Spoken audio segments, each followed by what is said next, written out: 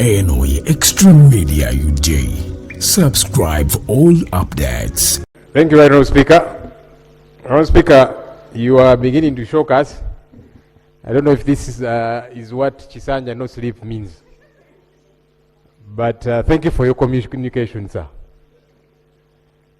Allow me to make 3 quick procedural matters, and procedural because we have raised them here and it has not quite happened. Mr. Speaker, this week, medical interns are meant to report to their stations for internship. We have raised the matter here severally, and the government is yet to come through. Most of these medical interns have not reported to their stations. Why? They're waiting for facilitation from government. Some don't even have transport to go to the far-flung places, let alone settle there and begin to do the work they should be doing. We've raised this matter severally. The Vice President gave us commitment. The Minister of Health gave us commitment that Cabinet is going to sit and review this matter. Because he's a medical doctor himself. In fact, I've been seeing the Minister of Health move around different medical facilities. And in the middle of the night, who does he find working? Medical interns. So we need to avail facilitation for these medical interns. There are about 2,000 of them, Mr. Speaker. And for a bare minimum of about £1 million shillings. In fact, there was a time when it was higher, 2.5. Government slashed it to 1 million shillings. That's about 2 billion per month. That's 24 billion per year. Government can find this money, without a doubt. So that these interns are deployed, they go and work. They're the ones who do the bulk of the work in our health facilities. Procedural matter law. So that's number one, right, Mr. Speaker? Because you have 3. Yes. So what do you want us to do here? Government should give us the feedback they have been promising. Okay. That's one. Yeah. Number 2, Mr. Speaker, there are 10 NGOs that were suspended by government for about 8 months now. Government wrote to them and said, we are suspending you as we investigate subversive activities. They thought this would take a short time and they get back to doing their work because they are legally registered entities in this country. And for that time, they've gotten no feedback. They have not gotten a chance to defend themselves. So government has also promised severally that they will give feedback on this. So government has also promised severally that they will give feedback on this matter. Did the investigation end? What happened? Why didn't they get to know about it? Are they meant to be taken to court? They are in limbo. They don't know what's happening. And yet they are registered in this country to do various work that government knows about. So it's only fair that when you are to suspend, communicate. If there's an issue, they should know so that they probably get to defend themselves. That has not happened. And I do have the list here, which I want to table so that government tells us. And why the list? Government can say that, no, one of those you've mentioned, that one, no, we have not suspended, or this one, or that kind of thing. So I'll table it here. One is African Center for Media Excellence, Agora Center for Research, Alliance for Campaign Finance Monitoring, African Center for Treatment and Rehabilitation of Torture Victims, Chapter 4 Uganda, Center for Constitutional Governance, Uganda National NGO Forum, Network for Public Interest Lawyers, National Coalition of Human Rights Defenders Uganda, and Human Rights Network for Journalists. So government, talk to us about these NGOs. They employ hundreds of Ugandans who have been out of work for all this time because they thought this matter would end quickly, and it has not happened. Finally, Right Honorable Speaker, I, together with colleagues, have been raising the matter of Ugandans who are abducted. And we are very specific with the word abduction. What happens is not provided for in the law, that people are picked up and for months their whereabouts are not known. There's a gentleman called Christopher Godi, also known as King Zari. He was taken on 21st April, up to now. His whereabouts are not known. There's another one called Baliza William. 10th February is when he was taken. Up to now, no one knows where he is. There's a gentleman called Sam Mugumya. He was taken on 26th of August, 2025. It's coming to a year now. Up to now. I keep wondering, if these people have committed an offense, why doesn't government produce them in court? Mr. Speaker, we have been seeing videos of Sam Mugumya. It's because they look to be in very grotesque shape. He cannot walk, he seems paralyzed and so on. If government, as I've seen some government officials saying, oh, those are not true videos, why not produce him in court so that his family can take a look at him and know this is what's happening? Because it's been a year. Mr. Speaker, this should not be acceptable in my view. I said the other day that the 1995 Constitution is a brainchild of the NRM government. So it bothers me if NRM officials are the ones violating the Constitution they birthed. It should be problematic even to colleagues in the NRM.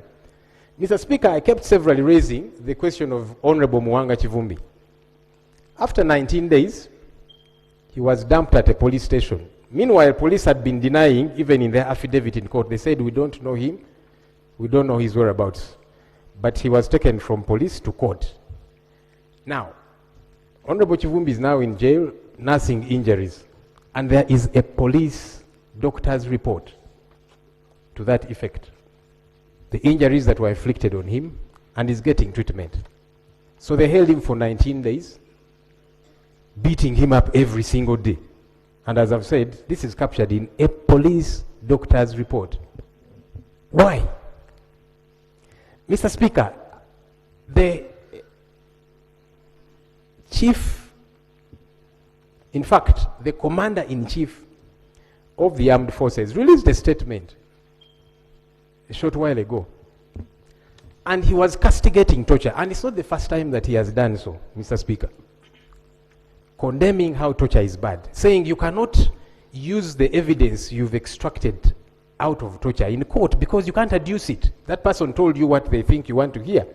What baffles me is that this is the commander-in-chief of the armed forces. If he's bothered, why is he not taking action against his juniors who are in government doing these things? We want government to help us understand.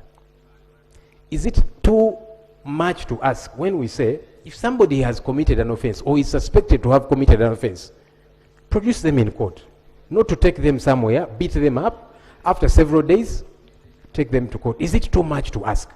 And by the way, this is not something that affects only we in the opposition, everybody.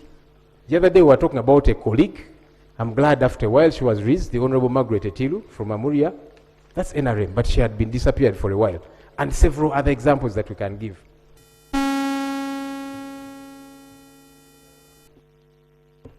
Now, Mr. Speaker, this was my last point. yeah, because So- rope, you know, the rope is privileged. Okay? Yeah, but it also has a time limit. So I request you, please, just conclude. Eh? And I was concluding, Mr. Speaker. So government needs to talk to us about these three issues: the medical interns, the NGOs suspended, then these missing persons, where are they? But even more important, why is government not shaping up? Arrest people, take them to court, whoever it is, because as we have seen, anyone can be arrested.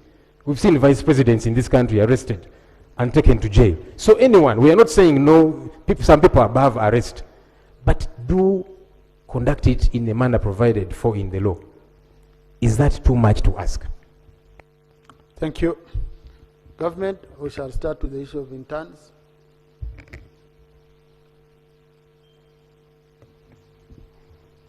Right Honorable Speaker, allow me to thank the LOP for these very important matters that affect all of us. Right Honorable Speaker, indeed it is true that interns are being deployed now at their various stations.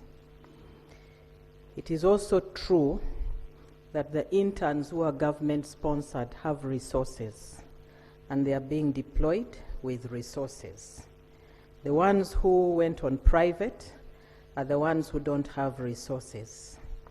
The Minister for Health raised this issue in Cabinet, and he was requested to provide more information because it is not only the interns, also the senior house officers need resources and to make projections about the numbers that we expect every year. So he's yet to present again, and then he will come with a concrete answer. On the issue of the NGOs, Right Honourable, I request that you allow me to inform the Minister of Internal Affairs and also the Presidency to come and make responses to this issue, including the issue of the people who are abducted. I want to take note that it is not the first time LOP is raising it, and it is not the first time we are promising, but I promise to follow up this time. I thank you. Yeah, but you see, I'm cautious, Chief Whip. I wouldn't want a situation where I'm going to have very many pending statements from government, okay? And you find now business on our side because committees are having business. I have a very important debate going on.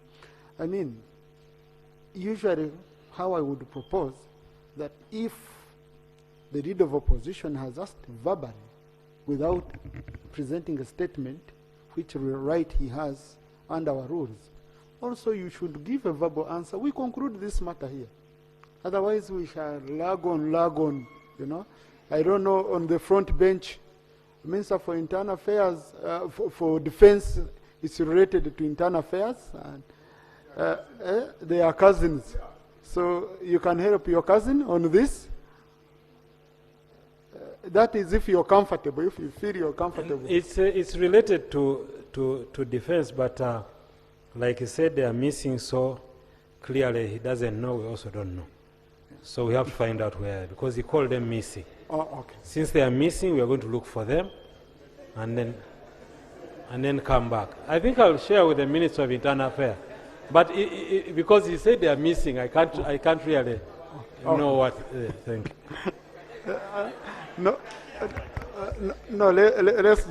Let's leave it at that, since they promised. But these are serious issues.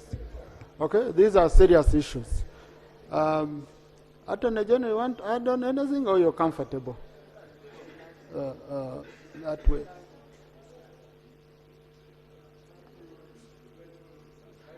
Oh, sorry. Right Honourable Speaker, words like adopted, abducted, picked, kidnapped, disappeared should not be in our vocabulary.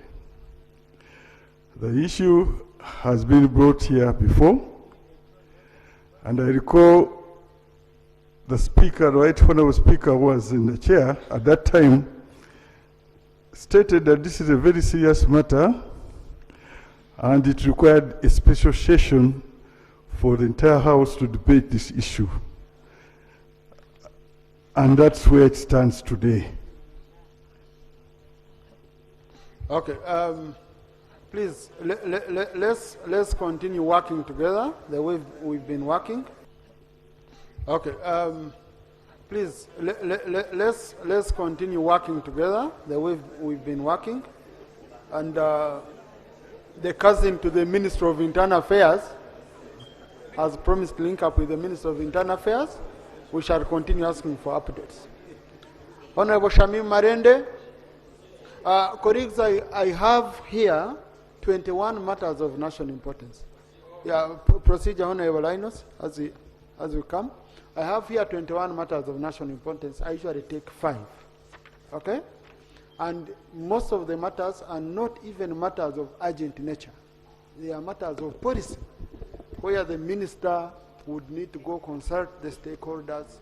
So, colleagues, matters of national importance, they are not issues of me getting a chance to speak in the House. They are issues of urgent nature. You need an urgent intervention, and the minister of CAF can come either give an explanation or give a commitment that is going to work on it. Okay?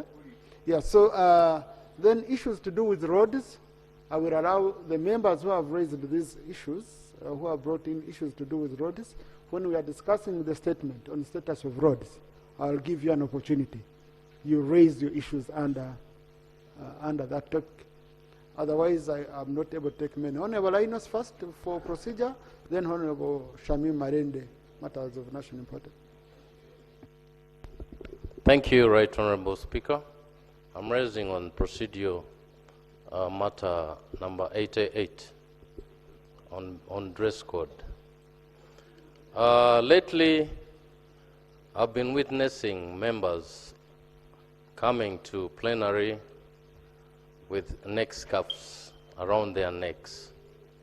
And yet, in our procedure, in one of our procedure, it's dress code, it is not prescribed. So are we proceeding right if we see members tying ropes around their necks? Should we put them on suicide watch? Because it's not indicated anywhere. Thank you.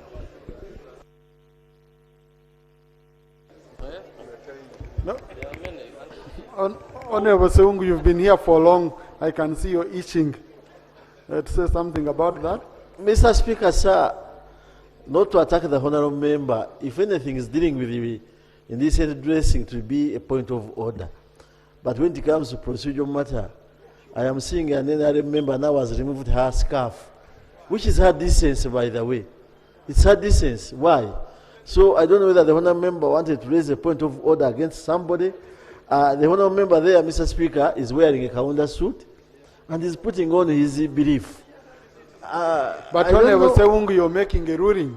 Is this seeking, a coup? Mr. Speaker, I was just seeking for indulgence, that whether is proceeding also well, but raising a procedural matter which should be a point of order.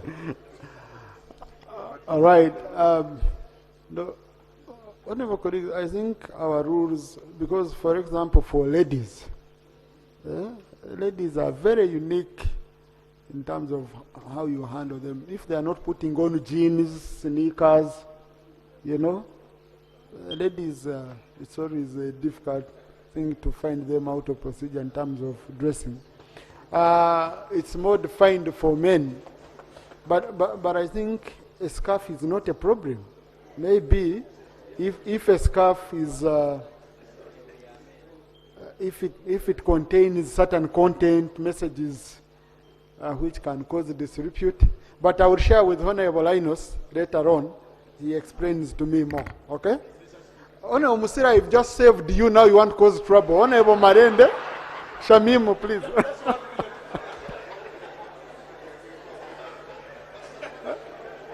That's a problem of dealing with Rastafarians. You save him, yes, Honorable Marende. Thank you, Right Honorable Speaker, for this opportunity. Just Honorable Marende, procedure from Honorable Kabasharira. Sorry. Thank you, Mr. Speaker, and I appreciate your guidance on matters of importance. You mentioned that those who have issues on roads, they will present them when we are discussing. The committee brings things on roads. May I know when we are likely to have that?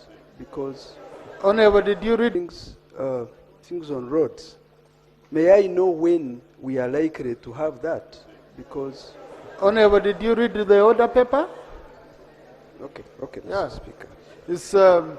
It's item number 3 on the order paper. So it's today, in short. Okay. Yeah. Thank you. Honorable Marende. Thank you, Right Honorable Speaker, for this opportunity. Shamim Malende, Woman Member of Parliament for Kampala District.